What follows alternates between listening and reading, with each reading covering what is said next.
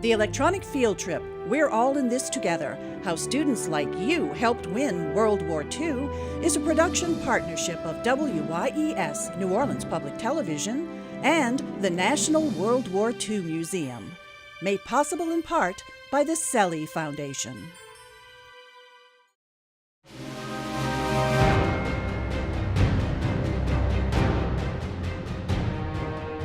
December 7th, 1941, a date which will live in infamy. President Franklin Roosevelt tells the nation that they are at war after the Japanese bomb American warships at Pearl Harbor in Hawaii, bringing the United States into World War II, fighting both Japan in the Pacific and Germany and its allies in Europe. 16 million Americans fought in the war, but more than 100 million, over 80% of America's population at the time, helped in the war effort at home as civilians. And that includes the children of America. In this electronic field trip, we'll learn how kids, just like you, helped the United States win the war, because they realize that we're all in this together.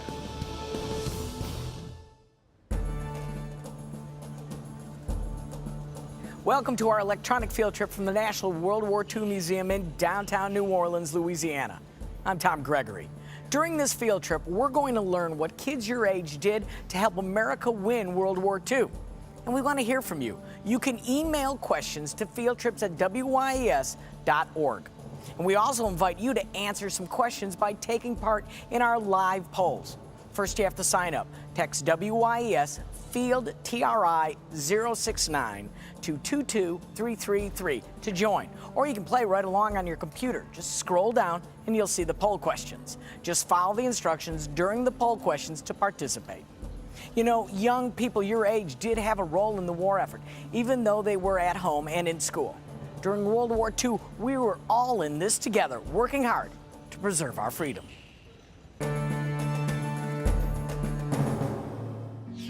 School yearbooks are not only a place for friends' signatures and well wishes, they're a place for history.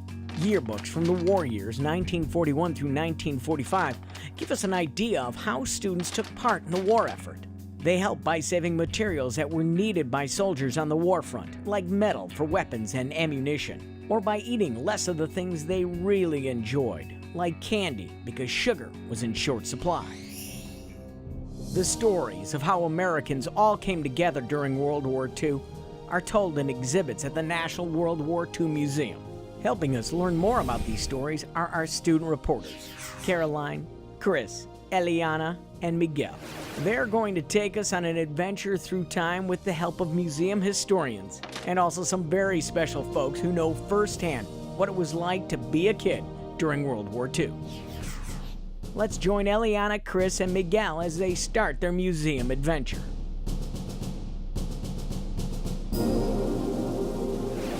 Hey guys, my name is Chrissy Gregg and I'm the virtual classroom coordinator here at the National World War II Museum. What I do here is I actually connect with students like you, but from all across the globe. I use different kinds of technology to really share with them the lessons of World War II. But you guys are lucky enough to be here today in person. It's really neat that we have the museum in our backyard. Why is the World War II Museum in New Orleans? That's a great question. It's actually because of this boat here, the Higgins boat. Higgins boat? What's that? The Higgins boat was an important vessel during World War II that took our soldiers and our Marines to enemy beaches. They were built here by Higgins Industries. Over 12,500 of these boats were built. If you guys take a look at this boat right now, what do you think makes it different than, let's say, I don't know, a speedboat or a fishing boat, something like that? Well, it's got a ramp on the front of it. You are exactly right. It does have a ramp. Why would you want a ramp on a boat? Well, it would be easier to get on and off of the boat than having to hop off the side of it. Exactly. That is really critical to its design. So when soldiers would land on those beaches, they could unload the boat within seconds. It was a design by Andrew Higgins, right here at Higgins Industries in New Orleans. Were they important? My gosh, yes. General Dwight Eisenhower, who later became President of the United States, said boats like these won the war for us. But you know what? That's a story for another time. I'm getting ahead of myself. let's go in the vault where most of the museum's collection is held and learn a little bit more about history and the study of World War II. All right, guys, right now we are in the museum's vault, where we house some of the museum's 160,000 artifacts we have in our collection. Just a little bit of those are actually on view here at the museum. Now, being in a museum that's totally dedicated to history, and you all study for history for years and years in school, we all know that history is important, right? But why is it important? So we learn from our mistakes and we don't repeat them. But also to learn from the good things that happened in the past, so we can repeat them. Well, history also shows how much has happened over the years. Yeah, and I think you guys are all correct on that, but I'm gonna add one more point. History is full of the best stories ever told, and on whatever topic that you really enjoy, whether it's art, music, war, sports, movies, science, you name it. There's a history of that certain topic. And if you research it and study it and learn all about it, it'll enhance your enjoyment of that topic. Another question for you all. So we know history is important, but what is history exactly? Oh, history is what had happened in the past. So what you ate for breakfast, is that history? No. I guess so. Yeah, I don't know, it's a tough one, right? So history actually is not just the past, it's the study of the past. If no one writes about it or researches or studies it, then it's just the past. It's not history, technically. One more kind of tough question for you all. So, we use different kinds of materials to discover the past. What kind of materials could those be to learn all about the past? Well, like all the stuff you have here in the vault. Yeah, exactly. Okay, so all this stuff, whether it's letters or manuscripts, diaries, uniforms, we've got leather saddles above us, all these kinds of things. Yes. What do we call those things in school? Primary sources. Yeah, you got it. Primary sources. What are primary sources? What do they do? Well, there are certain things that were created in the past that we're used to studying. Exactly. Primary sources help enhance our understanding of that certain time period of an event in the past. Now, here's kind of a cool thing. Sometimes the best primary sources are living people.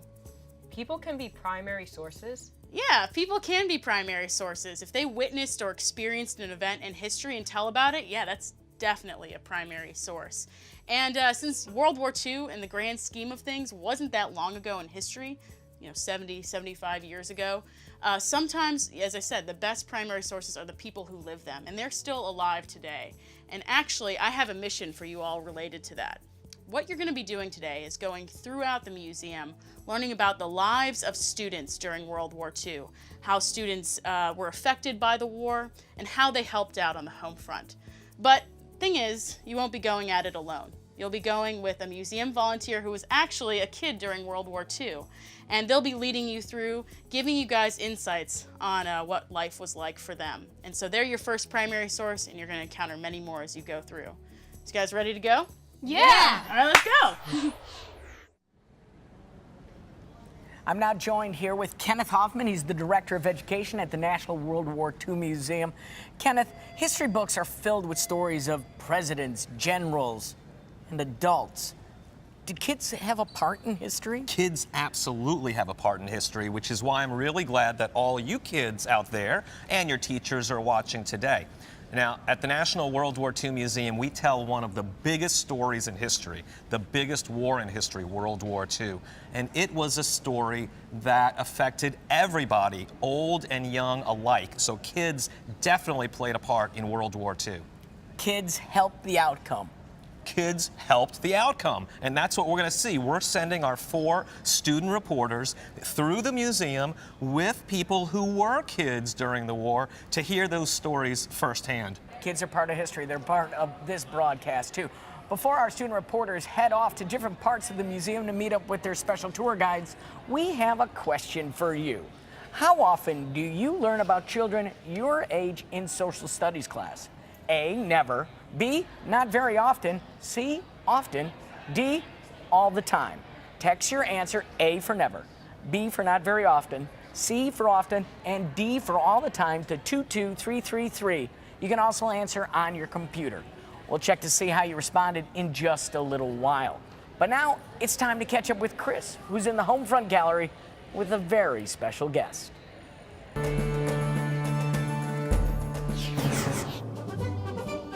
One exhibit at the National World War II Museum is all about the home front. It explains how the people who were home in America during the war, including kids, kept informed about the war and about how they could do things to help in the war effort. Museum volunteer Joyce Dunn was in elementary school when the war started. When the Japanese attacked the United States at Pearl Harbor, America was suddenly at war. What do you remember about that day? Oh, I remember it so much. My mother had the radio on, and I'll never forget that day when she looked and said, "We're at war, Pearl Harbor has been bombed." She told us that was part of America that was bombed. During World War II, 42 million kids were on home front. What was it like for kids back then? Well, one thing we did was we could write our relatives who were in the war. And I can remember vividly writing these V-mails to my uncle and also to my cousin. And that meant a lot to them that they would receive mail from us. When the Japanese attacked Pearl Harbor, I understand that everything changed. What type of things changed? Quite a bit changed. First of all, the food we could eat, everything was rationed. My mother would have to go get a ration book, and that was the main concern about the food and the ration. Everything changed, including pennies. As I see here, instead of copper pennies, back then you used steel pennies. That's right, because copper was really needed, a commodity for the war, because it was used for wiring. It conducts electricity, and it was very important. So copper was no longer used in 1943. The government found a way to use steel pennies. You see right here, I have a steel penny, and if you notice, it's magnetic. And if we had a copper penny, I could show you that it wouldn't be magnetic. Oh, you have one in your pocket. Right here. Yes, you see? Okay, and then if you try and use it, it doesn't stick because it is not magnetic like the steel. Yes, and that is the reason why in 1943 the government changed to the steel penny in order to save the copper. During World War II, I understand that there was no TV, no internet, no video games. So what did you use to get all your information? Well, first of all, we used the newsreel at the movie theater, but also they had wall posters all around. They called them propaganda posters. And these posters were made to unite us. Because so much equipment had to be made, and so many men who worked in the factories were now fighting in the war, the government called on women to take their place. They were given a special nickname. What about the famous propaganda poster about Rosie the Riveter? Well, you see, during the war, the men went off, and so they needed someone to service and make the tanks and make everything. And so what happened, the women went to war at home. And it was known as Rosie the Riveter. This little girl looks like she would be the same age as you during World War II, Miss Joyce. Why does she have a teapot, a bicycle tire, and shoes? The reason why we were scrapping during the war. And you've noticed rubber from the shoes. And all these things were sent to help the war. There was also fat.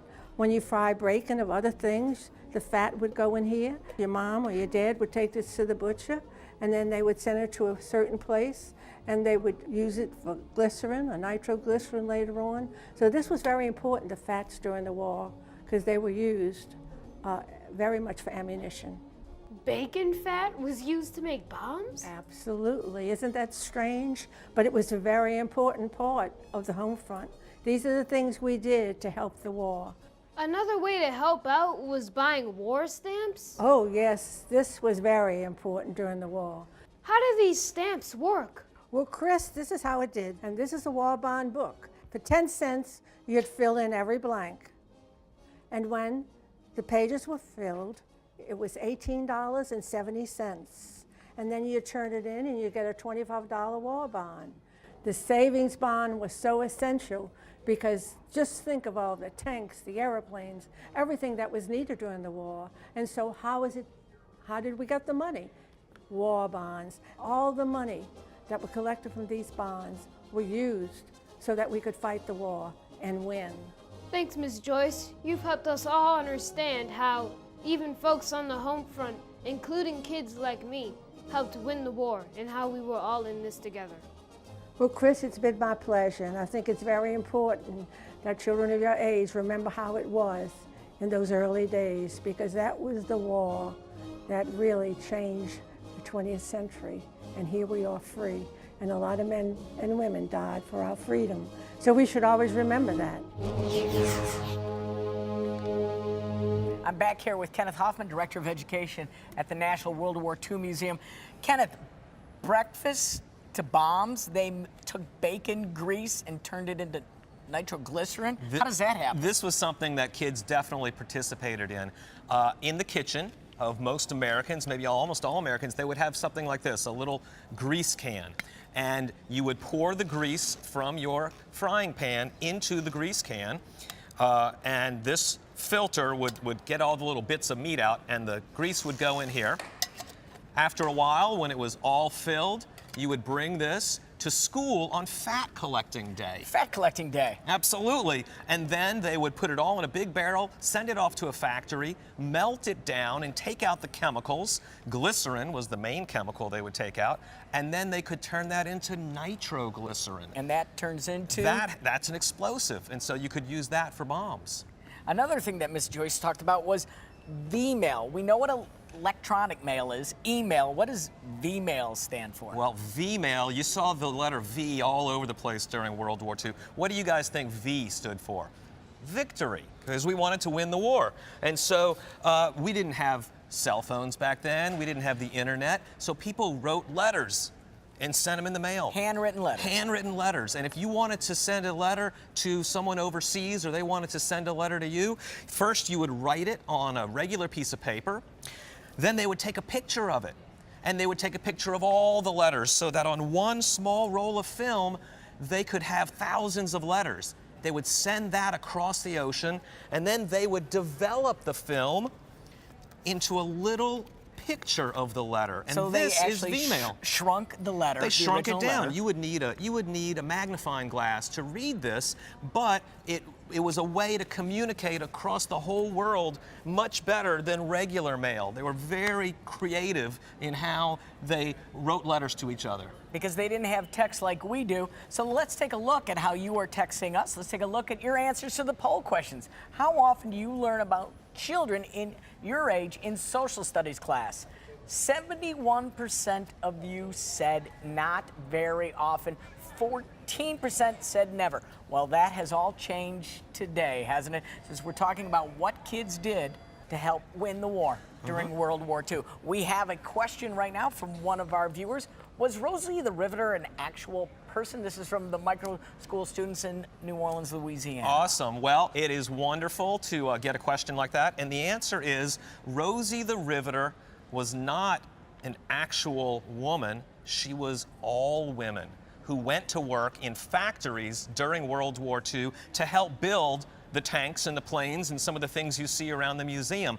But you're going to hear more about that a little later in the program. We'll find out more about Rosie. We'll also have another question for you in a few minutes. And remember to email us your questions at fieldtrips@wyes.org. But now we're going to the Victory Garden here at the museum to meet up with Eliana and museum volunteer Ronnie Aboud.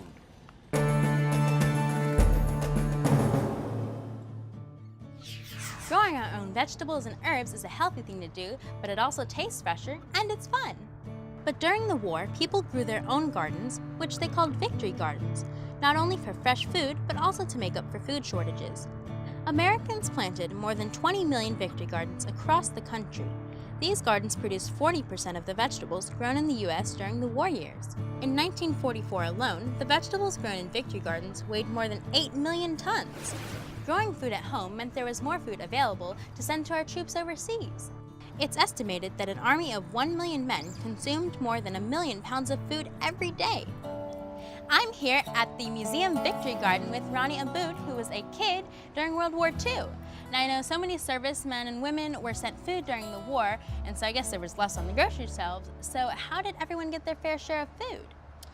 Well, there was rationing. There was a thing called a Rationing Book. In addition to that, we had a victory garden, and where you grew your own fruits and vegetables in the backyard on the side of the house. And that was pretty common in the neighborhood.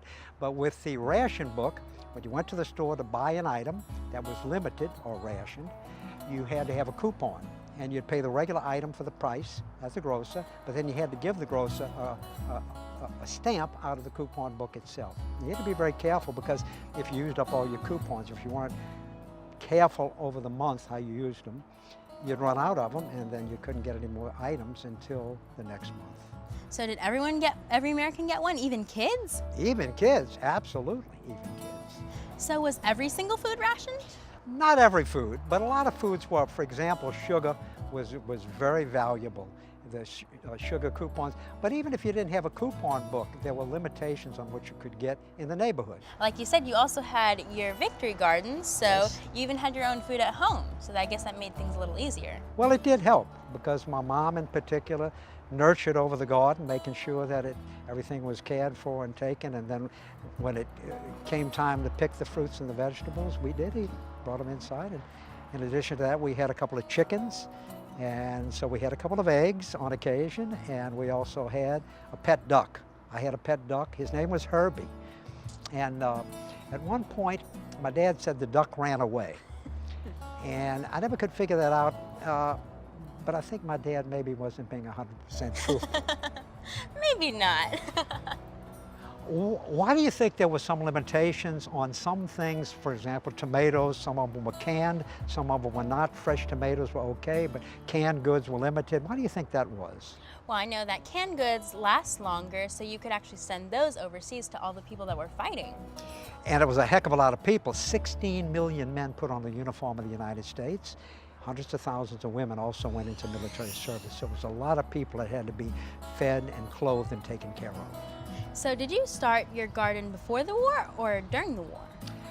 To my memory, we did not start it before the war. After the morning of December the 7th, after Pearl Harbor, I can remember my mother cutting up the grass in the backyard and digging a trench, and my dad also helping. And at the same time, she started planting seeds, and I would go out there and help her weed the garden. Now, in my own garden, I focus more on herbs and spices, things to flavor my food. But in your garden, your goal was to feed a family. No, positively. Well, it was an important part of the contribution to the war effort. You had to make sure that the more we could do at home, the better we could do to serve our men and women overseas. Oh, that sounds delicious. It was a taste of victory. I bet it was. Well, thank you so much, Mr. Ronnie, for sharing your memories of your victory garden. Thank you.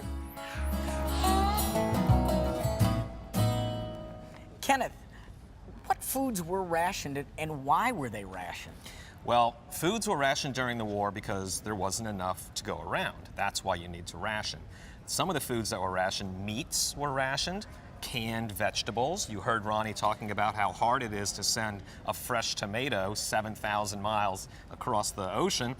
Sugar was rationed. No, not sugar. Sugar was rationed, absolutely. A lot of the sugar came from South America. It had to come up by boat, and there were German submarines in the Gulf of Mexico that were sinking those ships. So yeah, sugar was rationed, but they found ways to sweeten their food without sugar. How do you think they did it? Honey. I'm going to guess honey. Honey is a way. Also, molasses is another way. That's right. So people were creative in finding substitutes. Were families going without food? Were people hungry because of rationing? It was very important. It was very important that everyone stay very healthy. The more you eat, the healthier you will be.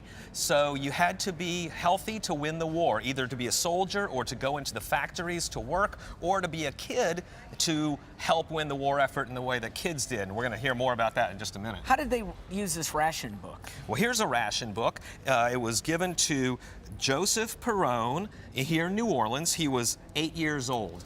And they probably gave this to his mom or dad. And inside are little stamps that you can tear out. And when you would go to the grocery store, up on the shelf, if there was a food that was rationed, it would have a sign telling you how much it cost. Let's say a can of tomatoes. 18 cents for a can of tomatoes back then, but also 10 ration points. So when you went to buy it, you would give the grocer the money, and you would have to tear out stamps out of your book. And you'd have to plan ahead. That's right. If you ran out of stamps by the end of the month, you couldn't buy any more of those rationed foods until you got your new ration book. Okay, here's another question for you. Lots of food were rationed or were unavailable during World War II. What food would you find the hardest to give up? What food would be the hardest for you to give up? A, chocolate, B, hamburgers, C, pizza, D, fruit. Text A for chocolate, B for hamburgers, C for pizza, or D for fruit to 22333. We'll check back in a little while to see what would be the hardest for most of you to give up. We're looking for your answers. We have an answer for your question. Who is in charge of getting ration coupons to the people? That's from Country Day students. That's a great question. Every town, every city would have ration boards, people elected or chosen from the community to organize this great effort. We had, over 100 million people who had to get one of these books every few months. And so you would have to line up at a certain date downtown in your town or city, and you would sign for your book and they would hand it over to you. And it says on the back, make sure not to lose it. Don't lose it. All part of what was going on the home front. Here in the U.S. Freedom Pavilion, the Bowling Center, where we are standing right now, you can see the types of machines and equipment used in the war. Tanks and trucks and planes. And of course, there were ships too. During the war, more than 300,000 planes were built. More than 100,000 ships. Tanks and armored vehicles numbered 100,000. Vehicles of all kinds totaled 2.5 million. And guess how many rounds of ammo were made? 41 billion. That's billion with a B. Our reporter Miguel met up with museum volunteer Jim Bryant here in the pavilion to learn how all of this equipment was built from materials that kids helped collect.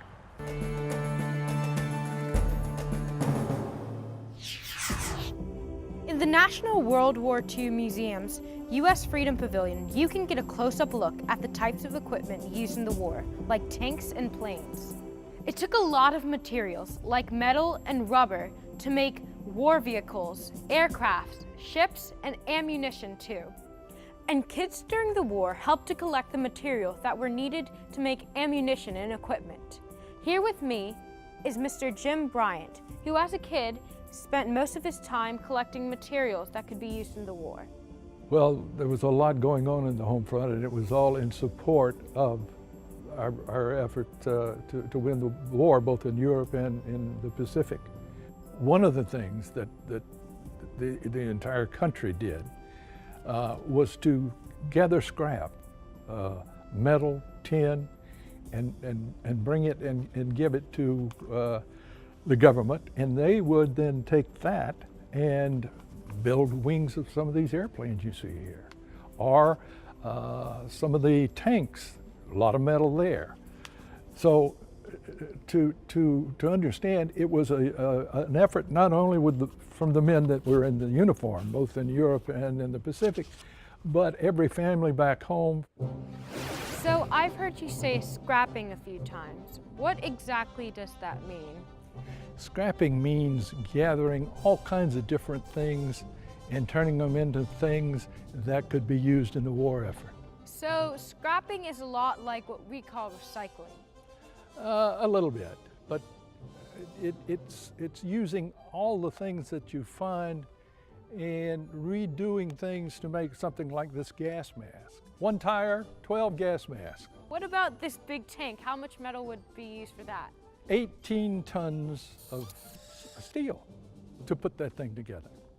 18 tons, that is a lot of metal. So you scrapped other things besides metal and rubber, correct? Yes. As a matter of fact, I can remember Mother, when she'd finished cooking the bacon in the morning, pouring the grease into a tin can. And you can take grease, that's what that was, cooking grease, and turning it into nitroglycerin. So what did you exactly do with nitroglycerin? We made bombs out of it. Big, strong, heavy bombs that did an awful lot of destruction. So did everybody across the country scrap, or was it just your neighborhood? No, everybody across the country scrapped. I have a scrapbook here all about children scrapping. It's about a boy named Billy Michal from Zimmerman, Louisiana. He went to school in a one-room schoolhouse with only 11 other classmates. Well, Billy was actually chosen to attend the launch of a Liberty ship here in New Orleans to represent his tiny school that won a statewide scrap contest. So Billy traveled to New Orleans for the first time and was treated to an inspection tour of the city in a Jeep and see the SS Leonidas Polk launch. So Billy got into a Jeep just like this one? Yes. Why don't you give it a shot? Hop in. Thank you so much for taking me to the museum. It has been wonderful experiencing what a kid my age would go through during the war. Thanks to you. You're very welcome. Come back to see us. It's a great, great museum.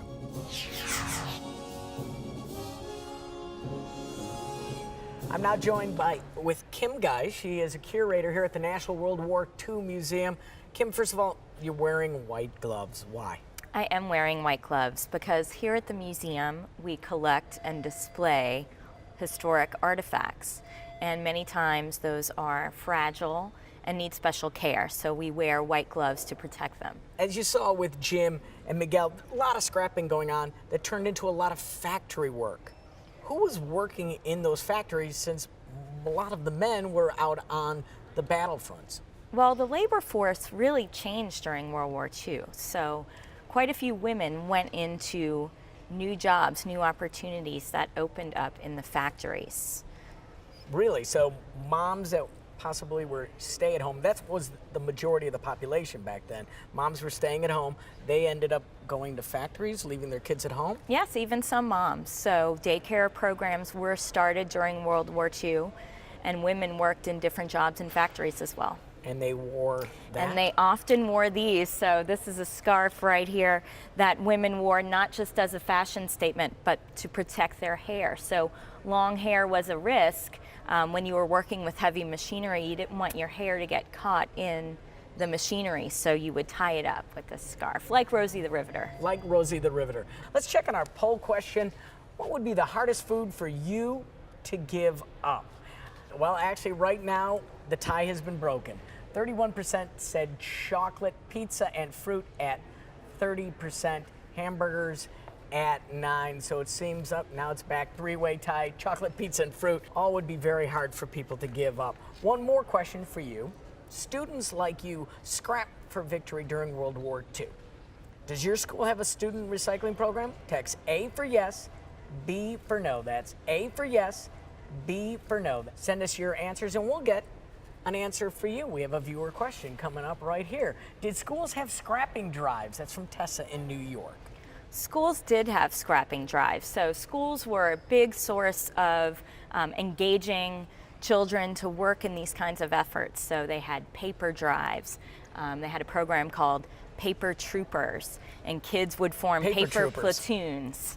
Yes, so they were actual units that would form together and collect paper and scrap metal and even large pieces. I know a volunteer here at the museum whose friend had a bulldozer that was broken, and they even included the bulldozer in the scrap drive. They recycled a bulldozer?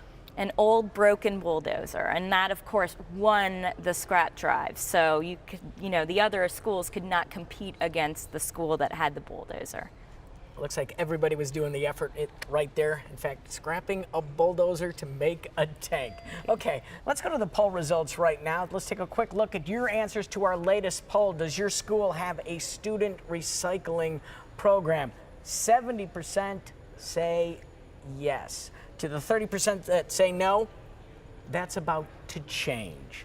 And that coming up in a little while. Well, let's take a question right now from one of our viewers. Since women started working during World War II, did daycare and preschools become very popular?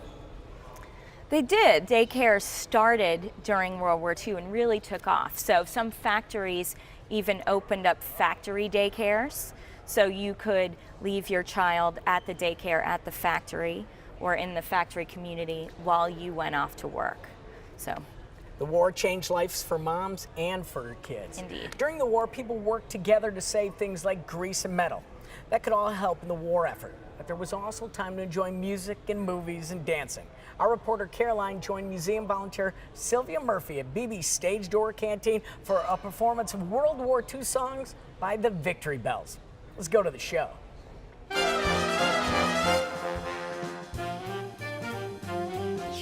The war changed movies, songs, and even cartoons and comic books. Here at BB's Stage Door Canteen at the National World War II Museum, you can hear some of the music that was popular during World War II. Places like the Stage Door Canteen were set up all over the country for soldiers to relax and enjoy entertainment. Famous singers and movie stars of the day volunteered to perform for the troops. Museum volunteer Mrs. Sylvia Murphy remembers the songs and music and dances of that time. What was some of the music like during World War II? It was fun, and it was also beautiful. And some of those songs have become classics now, especially the love songs, the ballads. They were in the movies, they were on the radio, and we all enjoyed them so much. One of my favorite songs back then was the songs about the people leaving. They were leaving their families, they were leaving their loved ones, and so the songs reflected that. Why was dancing so important? Well, you know, it brought people together, and it was fun. The dance of the day really was jitterbug, and all the high school kids could do that. And of course, a lot of those high school kids became soldiers, sailors, Marines, airmen, and the radio was our big entertainment, as were the movies. And not only did we see movies, we saw the news of the day. Everybody would look at those pictures of the boys fighting and getting in the airplanes and things and wonder if they would see a familiar face. And then, of course, they had the cartoons, Superman and Popeye. I remember Popeye was a big Nazi fighter. Oh look, the Victory Bells are about to perform some of the songs from World War II. He's in the army now, a blowing reveille. He's a boogie-woogie bugle boy, company B. They made him blow a bugle for his Uncle Sam. It really brought him down because he couldn't jam. The captain seemed to understand, because the next day the cap went out and dropped to the band. And now the company jumps when he plays reveille. He's a boogie-woogie bugle boy, company B. Now we're here with the Victory Bells, who just put on a wonderful performance. What do you feel you've learned from learning all the music and dances from the World War II period? You know, it's an incredible era. They're known as the greatest generation, and I think the music reflects that as well. And for the most part, to the audience, it means, to the audience that we're delivering it to, it means memories, like good memories. And their music brought so much hope and joy to everyone on the home front, as well as the boys who were fighting overseas. Well, for me, it was wonderful because the music and the movies kept us all upbeat, and it kept us focused on what we were doing, and it made us very proud to be Americans. It feels also like it was a way of saying we're in this together, which it really helps in hard times. You know, one of my other favorite things about the music of the 1940s was that it brought everyone together, and it wasn't just the music. Everyone gathered around their radios at home, or if they were our age, they went out to the canteens and to the dance halls because they were all dancing. So I'm going to show you a few moves. Do y'all want to dance with me? Okay. So I'm going to show you the truck, and if you just step on one foot and then let your heel drop and then bring up the other one, and then step on your left and then drop that heel, and you can keep going, and now you're trucking. Easy, easy. Wave your fingers. And you can wave your fingers and even switch back and forth. And if you walk forward, so all it is you're just going to lean into your right hip and point that right finger down, and then lean into your left, and then keep switching, and you can move forward and back. It's very cutesy. And easy, easy stuff, and I'll show you how you can put it all to music. Hey, Joe, hit it. All right, you ready? Here we go, we're trucking. And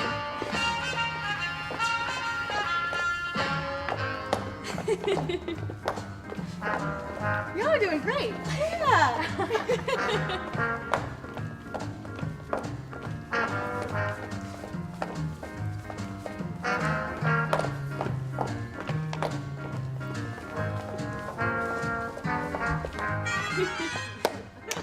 Well, now you're ready to go learn some dances in the 1940s.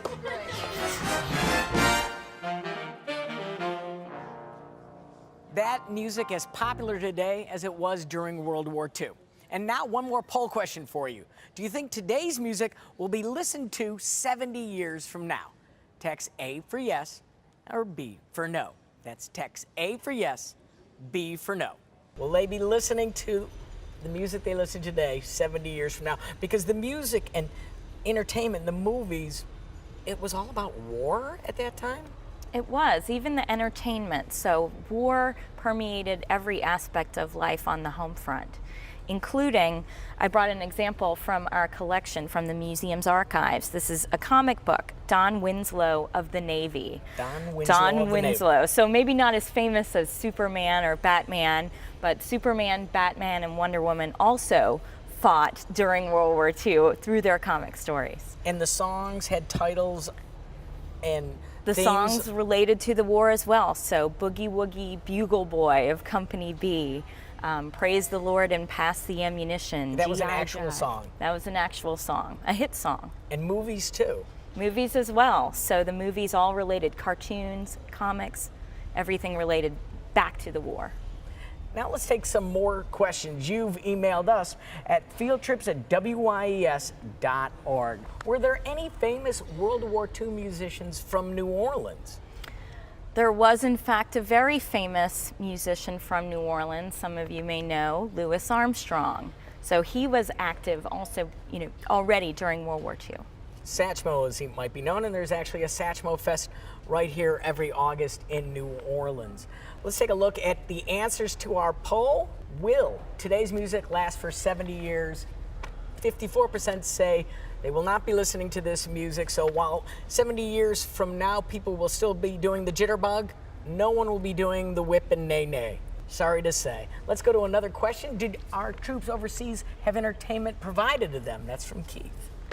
They did. There was a group called the USO Camp Shows, United Services Organization, and they had a division formed just to bring entertainment overseas to troops. So some famous performers participated in that effort, including the comedian Bob Hope. So they would bring whole stage shows right overseas into the field where soldiers were fighting and providing that much needed break. Let's check in with our reporters for a quick recap of what they learned. So how was your museum adventure? There are so many great exhibits here at the museum that tell the story of how brave men and women served their country during a time of great need. Visitors can marvel at big planes and vehicles in the U.S. Freedom Pavilion, the Boeing Center. They could see Beyond Our Boundaries, the 4D movie that takes visitors on a journey through World War II. And even explore the museum's newest immersive exhibit, The Road to Berlin, all about the war in Europe. There's so much to see here. You can't fit in one day. You can even learn how folks on the home front, including kids like us, help soldiers on the battlefield. You really learned so much about what it was like to be a young person during the war, not just from the artifacts from the museum, but also from our friends who were kids themselves during the war. I think they were all really our best primary source to teach us how things like rationing and scrapping and victory gardens and posters and war bonds and movies and song and dance all did make a difference. Even though American students were far away from the battlefronts, their efforts supported our men and women in uniform. They were all working together towards a common goal. To ensure victory and bring their loved ones back home. Because they knew we're all in this together. I think all the kids, our student reporters, learned that kids did matter on the home front. What they did at home helped victory on the battlefront. Absolutely, absolutely. You saw it from growing the victory gardens to scrapping the metal and the rubber to help make the war materials, to reading about the war in their comic books and listening to the music about the war. Absolutely, kids had a big part in the war. Did kids know that they were having a big part in the war? Was that clear to kids of school age? Yes, I do believe so. That was, like I said, it permeated every aspect of American life. So that was always at the forefront of kids' minds. There was a patriotism that the kids were instilled through media and probably through their parents that went in everything they did all day long. Absolutely. From the time you woke up in the morning, can I have some more sugar for my cereal? No, you can't. To what you're going to do after school, after your homework, let's take that wagon around the neighborhood and collect all the scrap metal from the neighbors to turn in at the big scrap drive. We've learned what kids like you did to help win World War II more than 70 years ago. Now it's your turn. The museum has a project that you can get involved in.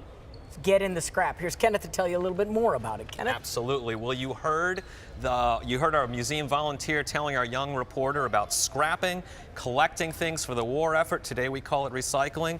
Well, the National World War II Museum is challenging you and your teacher to get in the scrap. It's a project all about recycling and energy conservation that is inspired by the efforts of kids scrapping on the home front.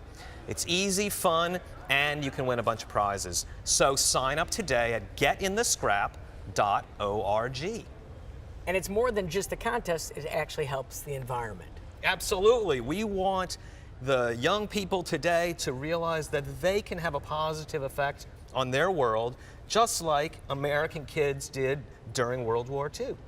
So kids today, just like the kids in World War II, can make a difference. They can make history.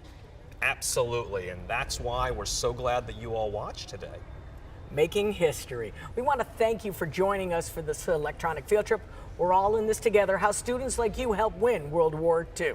And teachers, to get the latest updates about future field trips, go to WYES.org and sign up to receive our newsletter. Also, this field trip will be archived on the WYES website at www.wyes.org/field trips.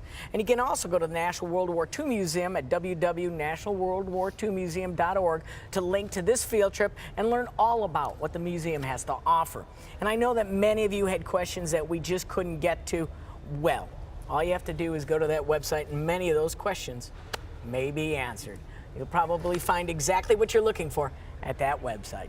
So remember, get in the scrap. And thanks for joining us here at the National World War II Museum in New Orleans, Louisiana.